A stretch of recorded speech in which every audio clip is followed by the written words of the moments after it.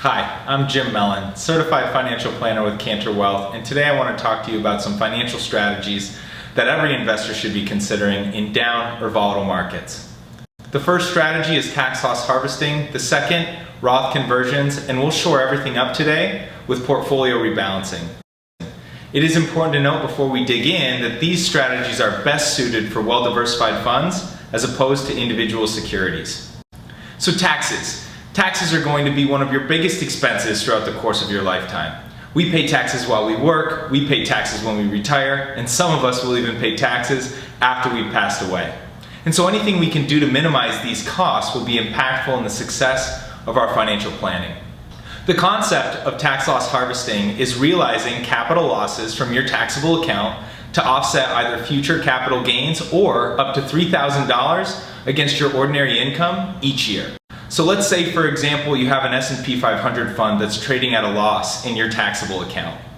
You may want to consider selling that position to realize that loss on your tax return, but importantly, immediately purchasing a similar fund. Let's say another US large cap fund that can act as a replacement for that fund so that you're not compromising your asset allocation and, importantly, you're able to take advantage of the recovery when the market does turn around. The losses that you do harvest can be carried forward indefinitely and can be helpful in offsetting future capital gains, creating a tax-free income stream from your taxable account. Next, let's talk about Roth conversions. So Roth conversions are another great tool for investors to utilize to create tax-free income. Unlike traditional IRAs, Roth accounts are not tax deductible, but all future income, distributions, and growth from that account are 100% tax-free. So let's say you have investments in your traditional IRA that have been depressed as a result of the market's downturn. You may want to consider converting a portion of those investments to a Roth. It is important to note that you will pay ordinary income on that conversion. However, because the asset is depressed, you'll end up paying less in taxes, and all future growth, income, and distributions from that conversion are 100% tax-free.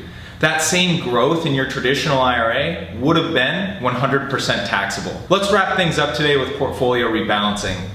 This is another long-standing strategy investors should be considering in down or volatile markets. It plays two critical roles.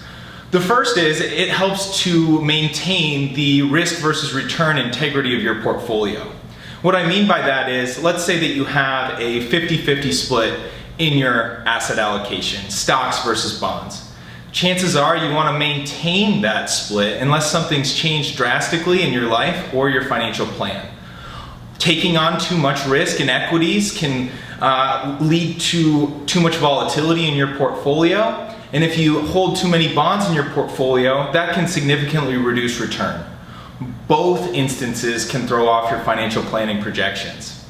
The last critical role that portfolio rebalancing plays is by purchasing more equities in a down market can significantly enhance the recovery time of your portfolio.